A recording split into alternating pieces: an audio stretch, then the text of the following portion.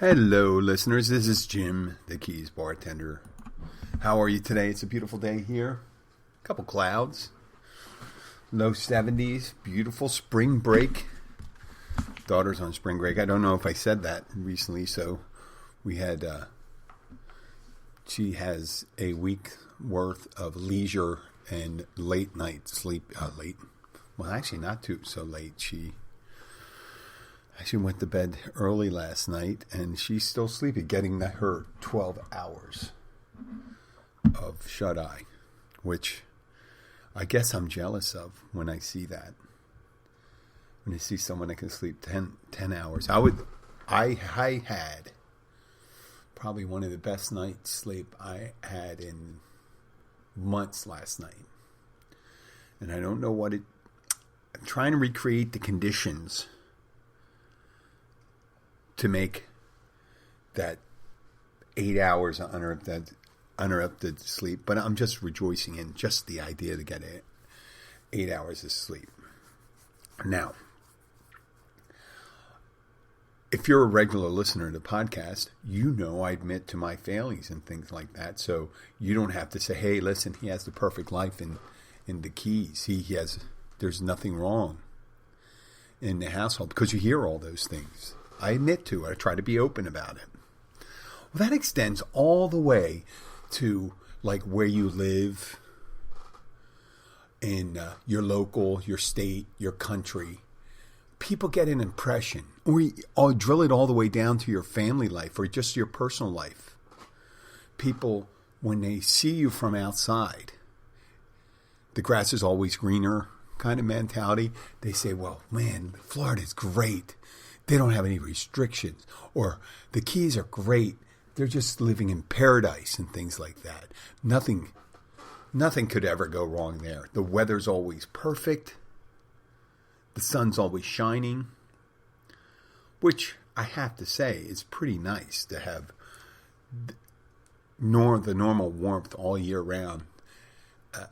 But, sometimes it does get hot and muggy, and it's nice to get a little respite outside. So I'm not going to talk about the weather or hurricanes or exotic insects or different types of animals that can kill you down here, which they don't. It's a rarity. I'm just talking about impressions from outside. And it got me thinking today, because I'm on Facebook and I'm texting on Facebook Messenger with a friend of mine in Poland who used to be on the, he may still be on it. I know he had run on the Polish national track and field team. He was a runner, middle distance or short distance runner. And we discussed things about different impressions, what I think about Poland, and his impressions of Poland are probably more, what would you call it, at least fact-based, because he lives there. He lives there, and he knows that. But they're impressions for things that interest him, like the things that bother him, whether the government's doing the right thing or the wrong things. Now, he sent me a news item about the governor accepting, I don't know how true it is or whether it's true or not, accepting cryptocurrency as payment. Now, Florida doesn't have an income tax, so I guess it's taking payment for fines and all the other state fees that you have and certain business taxes and permitting taxes and things like that, which is all well and good. And it's just one facet of governing. Taking how, you're going to say payments. But people from the outside, they see the governor making rules and say, well, transgender people cannot compete in high school or state events. They have to compete in their, what would you call it, on their birth certificate, whatever sex they were identified as, that's who they are. Which on a facile surface level, and you say, well, yeah, you don't want men competing against women. And I'll address that a little later. And is that important? Is that really hugely important in the state? Is that our biggest problem right now? Global warming, inflation, fuel prices, real estate prices, where people are having a hard time, where it comes down to rents going up. I did mention environmental crisis and crime and things like that. These are education, health, all these things, very big issues. Education, making sure your child from kindergarten through high school and then college. These are important things. Now, when we focus on things like whether high schools or schools require you to wear a mask, and that's during the heat of the pandemic, or these wedge issues. They're wedge issues. They're issues that separate people on what's important to them. Let's say if religion is important, some issues are more important to people than others, right? And some people have issues that are small to everyone else, like school prayer. School prayer, in my head, religion is a personal thing. If you want to, there's always a couple minutes before class and after class. If you want to stop and pray, no one's stopping you. Whether you should get a whole bunch of people forcing you to pray, that's the issue. I don't think the state should get involved in religion. It's just crazy. Remember when that was a big deal for a while? People say, school prayer, you should lead school prayer. Well, what about the Muslim student, the Jewish student, the agnostic student? What do they pray about? Do they have to pray? What if one doesn't pray? I don't pray. You ever sit at a table, a group of people, and you could be spiritual, and you may have a different system for prayer, or you may not pray at all. But everyone else at the table does it. And they say, will you join us in prayer? No, go ahead and pray. I'm not stopping you. You don't need me to make your prayer better heard. And because I'm a grown-up now, I'm not influenced by other people. You can rip out your prayer rug right now, start bowing to the east, and I go, oh, that's very nice, while I drink my coffee. See how it's done? Don't worry about it. It's not an issue. It's not an issue. So they pick these small issues, like our governor here. And I'm going to talk first about the impression. So my friend in Poland, they said, well, over in Poland, they think Florida and Texas are the greatest places in the world because you have the greatest freedoms. Well, not necessarily. Not necessarily. Actually, they become restrictive. They've been made restricting voting rules here. They're trying to reduce the ability to be able to do mail-in ballots, to do voting on Sunday, make more identification requirements that directly affect the minority communities in both states. And I mentioned the right to choose, more restrictive abortion laws, which we all know from past experience, when there's more restrictive abortion laws, there's more, let's say, back alley type abortions. Do they really want to go back to the bad old days? So, and the question becomes, well, what's the point of it? Is it all life is important? And if all life is important, then why wouldn't you provide a lot of money to early childhood education or nutrition programs or health programs? I mentioned education. Yeah, education all the way through. How about taking care of children after they're born? We've done this song and dance before. What's the point?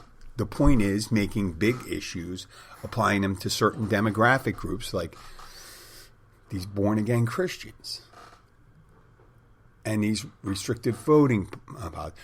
And then, in the midst of the pandemic, when we know, most people know, when you have viral transmission, when you're coughing on someone or breathing, there's particulates going, that the mask, even though it's not 100%, is not hurting people. Come on. We know that. No one made a big deal of it years ago when doctors and nurses started wearing masks when they went into the operating room. And say, hey, listen, I don't want you wearing masks when you're operating on me. Breathe right into my chest cavity when you open up. The people that are against mask should go all the way against mask. Say, listen, not only do I not want you to wear mask, if you are sick, I want you to be present in the operating room. Because I don't believe that mask thing really works. So it doesn't really matter if someone has an infectious disease and my rib cage is open up and they're putting a stent in. So if you don't believe in that stuff, and then say, I want my doctor to be breathing freely into my open operational area, it's because I believe that's so strong. No, they don't say that. They just say, I don't want my kid forced to wear a mask when they're in school. But, so, you want freedom in school, but not enough freedom where the kid can be transgendered and compete in a competition. No, that's too much freedom. Too much freedom. Well, how about if we teach the kids about slavery and about how certain groups of people in the state of Florida back during the civil rights era were anti-civil rights. Oh, no, that's too much freedom. We don't want that. But we don't want you to wear a mask when you're not talking about that. Or don't mention anything about gay or the possibility of gay. They just passed that law here in Florida. We don't want you talking to our kids, confusing our kids with these things. They got to find out the old way. What's the old way? Well, they go down to Key West and they go to one of these cabaret shows and they see a very tall woman, and turns out it's not a woman, dressed like Cher. And then they ask, well, what's the deal with that? Is that a man or a woman? Well, that's a man. And then you have to learn when you're 30 years old that there are guys that like to dress like women who are still interested in women. And there are guys that dress like women who are interested in men. And there's guys that dress like women that are transitioning to become women. And there are guys that don't want to look like women, that just like men. And there's the same thing, you start going with women. And then you got to learn, don't introduce that to my child. He'll just get confused. Well, how about if we tell him about slavery? Well, yeah, talk about slavery, but don't say that it was white people that did it. Blame it on the black people in Africa who sold their... Yeah, it did happen. There were some groups that sold their... there were Africans who caught other Africans and sold them to slave traders here in the United States. But if there wasn't slavery established as a system in different parts of the world, especially the southern part of the United States and parts of the North too, because North had slavery for a time. If it wasn't for demand, it wouldn't have happened, and the culture occurred. But really, the issue, let's say, critical race theory. critical race theory. I hate that thing even developed, because all it does is stop the teaching of history.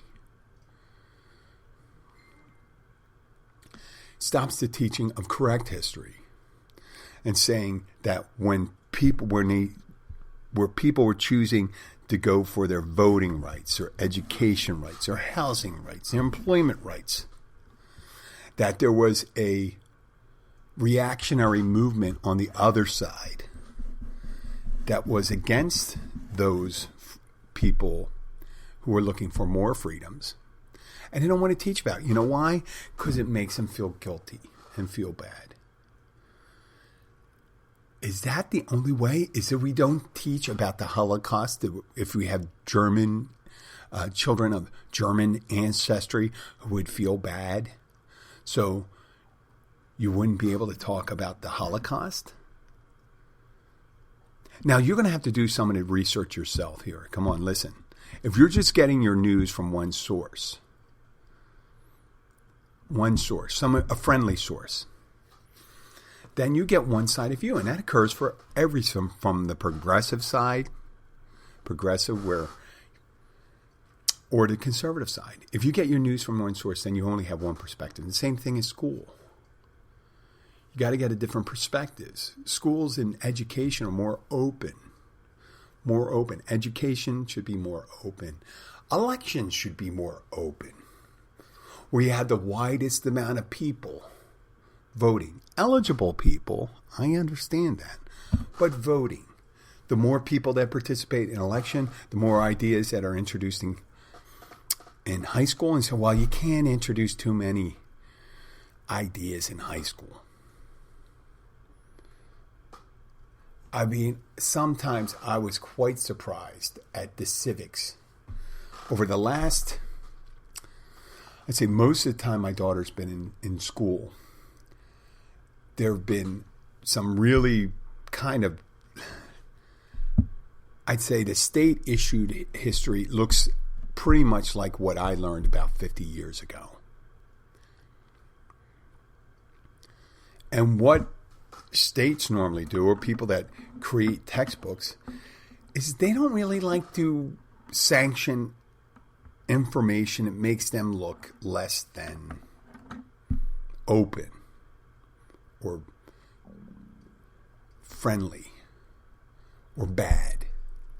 So history is glossed over. If you see the revolution or anything, sometimes they don't talk about the brutality and the loss of life and things like that, the things that occurred during war.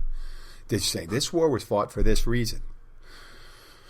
Okay? Or this fought was mainly the main, like Civil War. There's a lot of things. We'll take this as, let's talk about Civil War real briefly. On one side, you'll have people say the Civil War, there was a lot of reason. Let's say the more open side. They said there was a lot of reasons why the Civil War was fought. One was over states' rights. The other was over economic differences.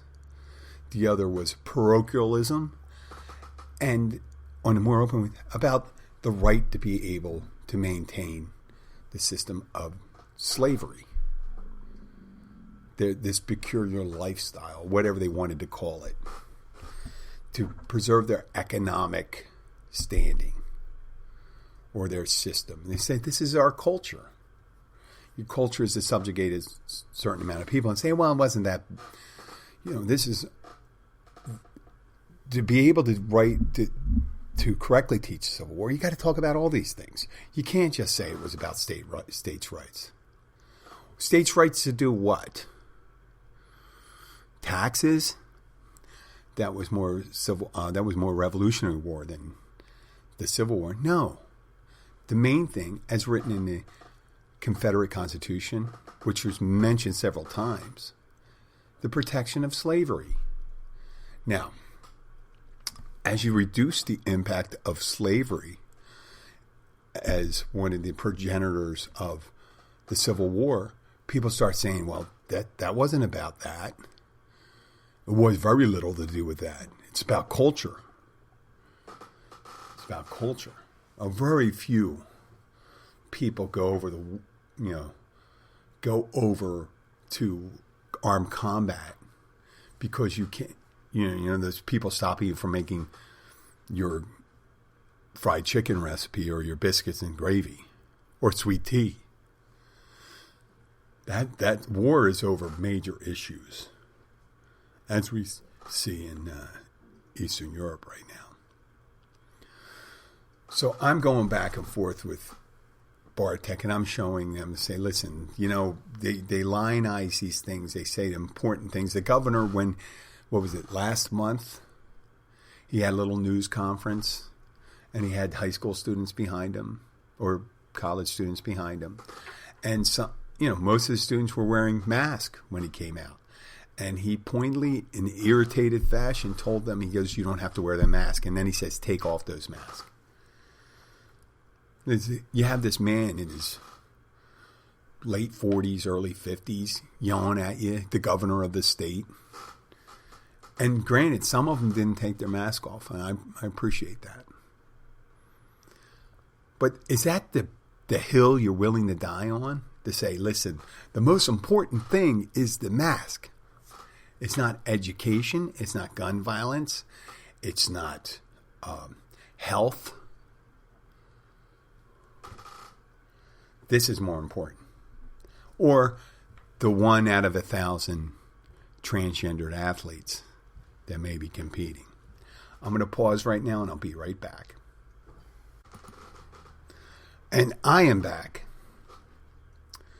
So, let's get on. I'm done talking about that subject, but I want to get back to the transgendered issue. I don't know what causes a person to feel as if they were born of the wrong gender. And some people say, well, that's not a thing. And there's so many people out there that have done it and they're unhappy with it and they're just unhappy people. Okay. Whatever you want with that. I'll cede to you that there are people that are disturbed out there, but I'm not going to say that the transgendered are disturbed. I'm just saying there's disturbed people on both sides. Let's say that. But competition. How bad is it to have men competing with women and women competing with men? Now, there's a lot of sports out there that are co-ed now, and they're getting more and more. You're starting to see more women. I've seen women playing in men's basketball leagues and things like that. Now, the Florida governor and other states are getting a lot of mileage out of this transgendered athlete ban to try to get, and it's mainly people that were born as men now competing as women, and how that's bad. Let's look at how that's bad.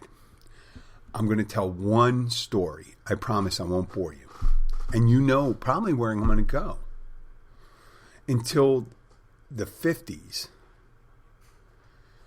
baseball, or Major League Baseball, was mainly segregated. It was all white. Maybe some Latinos. But there was no, until Jackie Robinson was introduced to Major League Baseball, there were no African Americans playing against white. They had these games, these special games that weren't league. They were league sanctioned, but they didn't go towards the record. So they had teams that played against the Negro leagues in the 40s and 30s, 40s, and 50s. But they never had direct competition or integrated teams in Major League Baseball. So why were they segregated? They were segregated for whatever reason. They didn't say it was because they're better. In a lot of cases, though, some of the athletes were better. In order to compete in a formerly segregated sport, the athlete had to be so exceptional to be able to overcome that race barrier. So Jackie Robinson, when he came in, was already a superstar. He had to be the best. He couldn't be just like an average white player. They didn't start introduction of, when they segregated the league, just taking players that were, oh, they're as good as the white player. No, they were better. Satchel Paige was a pitcher. He was exceptional pitcher. Now, did that ruin baseball or did that make it better? I think it made it better. Competition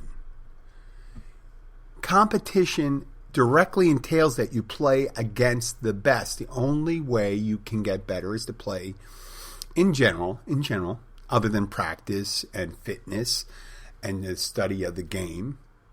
Competition, head-to-head competition. People overcome.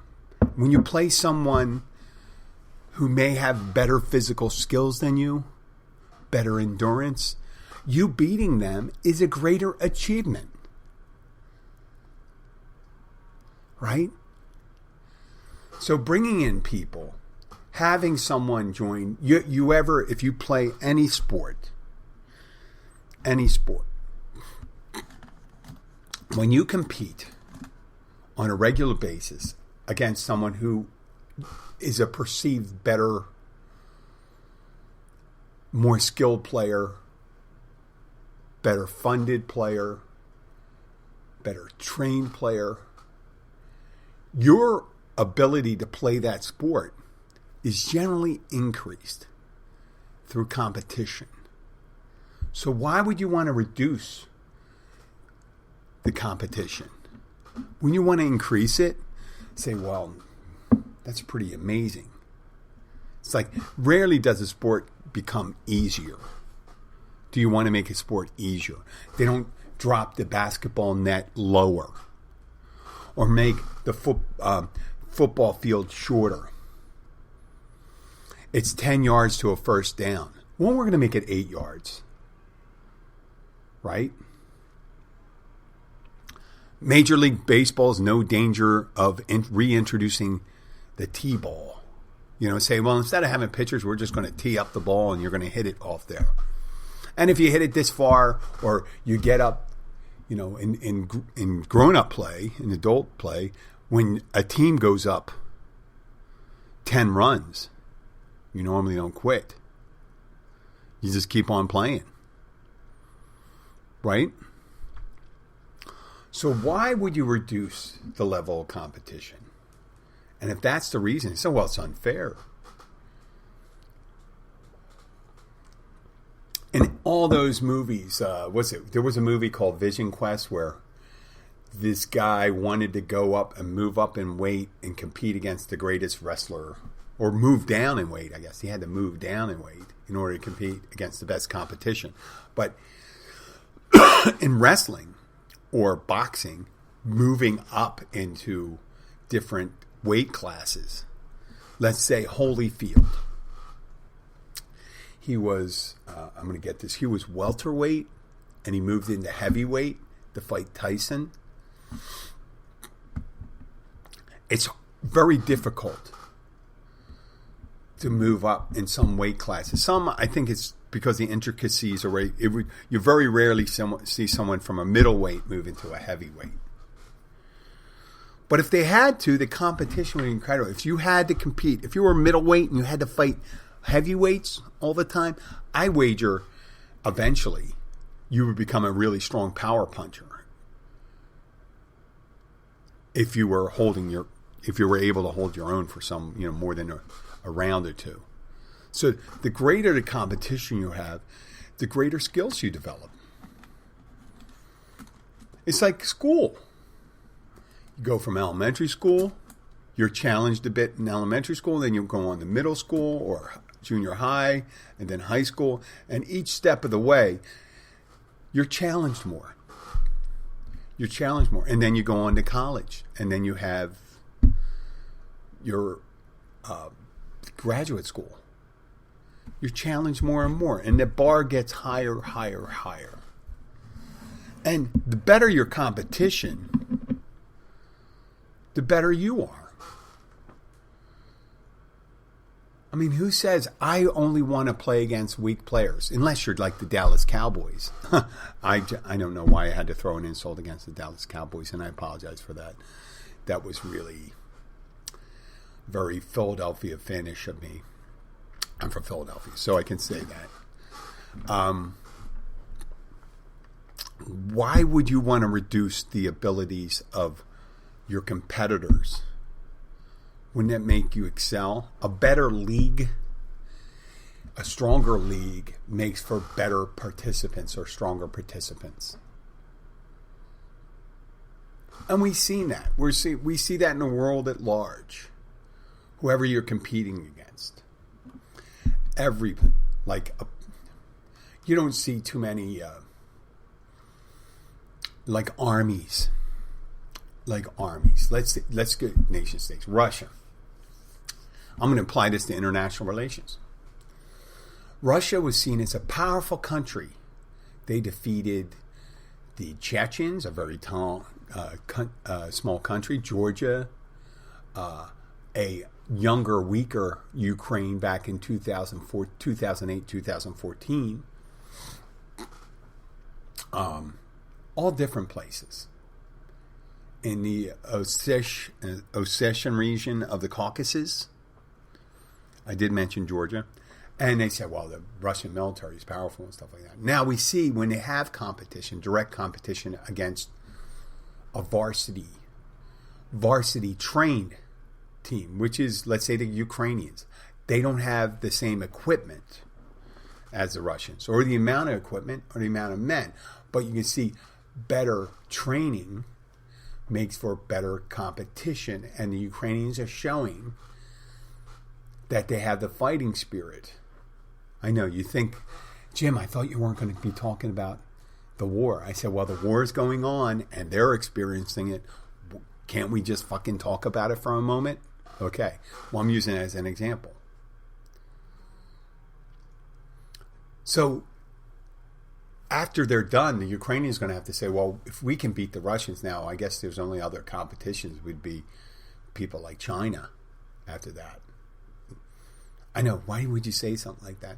I'm just saying that your competition dictates how good you are. If you're playing in a shitty league where the schools are like 50-person large and they got to struggle to keep the amount of players to hardly then the number they have a hard time fielding a 5-man basketball team or a football team, and you got to play both sides, that offense and defense. Well, some teams excel at doing things like that, but generally it's the bigger teams, the more qualified teams, the ones that have the money, qualified. I shouldn't say qualified, but that have the resources and things like that excel. But sometimes it's the smaller teams that really have to overcome those barriers with raw ability. So I don't see transgender athletes as making competition worse. Yeah, in the short term, women are going to lose against some of this, like in strength sports and things like that, because of the differences in physiology. But eventually, women will adapt and rise to the top, and they will beat those transgendered athletes. Because there are women already competing in men's only leagues, and they're 100% women.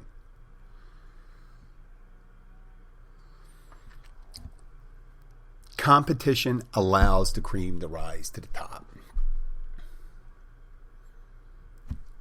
End of that debate. Well, listen, I want to say thank you to listeners for listening to all the bullshit I have to say all the time. I'm sorry about my nervous. When I do in the morning, I do the coffee thing. I didn't feel so hot yesterday, but I did my show. I feel great today. And part of it is being able to speak to you guys on a regular basis. I'll be able to do a show tomorrow. I'll probably do one on Friday. we're rolling into, I think it's episode 597. So I'll finish this week on 599, and then I'll have episode 600 coming up. And I've threatened to do big things before, but I'm not going to do that now. I'm just either going to do it or I'm not going to do it. But I'm going to do, there's going to be a 600th episode. If I'm alive, I will do a 600th episode. There's no threat to me right at this time not being alive or incarcerated or stuck in Iranian prison or being struck moot or being kidnapped by aliens. Or what else? What else would prevent me from doing this? Overwhelmingly depressed and not able to form coherent sentences, which I'm not able to form coherent sentences right now on many days at this moment. But I do appreciate you guys for listening. I will be back. I'd like to thank my friends in Poland. And if I do notice one thing, there has been a plethora of charities on Facebook to help the Ukrainian war effort. A lot of times we forgot places like Syria, because you know what? Even I am victim to this, because your culture is different. We don't have a lot of people of Middle Eastern descent interacting together. But the shit that's going on in Ukraine right now was the shit that was going on in Syria. But in the United States, it wasn't as big an impact because, they were different. They worshiped differently from us. They spoke differently than us. Well, Ukrainians, they speak pretty different from us. But we don't identify with them as much. And that's a shame. That's a shame, because we could have said, hey, listen, this is what Putin does. And now we know. We see it because we got reporters of every news agency. I like to listen to BBC too. BBC gives you the unvarnished, someone can't say, well, that's the Republicans, that's the Democrats, that's this Communist News Network, blah, blah, blah, blah, blah. Well, BBC is UK, and you see the news there, and when you see BBC, you can see that when there's inflation, high price of fuel and all that's happening in the UK, it's harder to blame it on certain people and see that it's an international phenomena that has nothing to do with us in particular. But you can see that we are more of a world community when it comes to certain things like fuel prices, inflation, food cost, real estate prices. All those things are affected worldwide. Now, to get back to the point, when we widen our perspective, it's hard. Yes, it's hard to be able to hold multiple thoughts in your head. It is difficult, but I challenge you.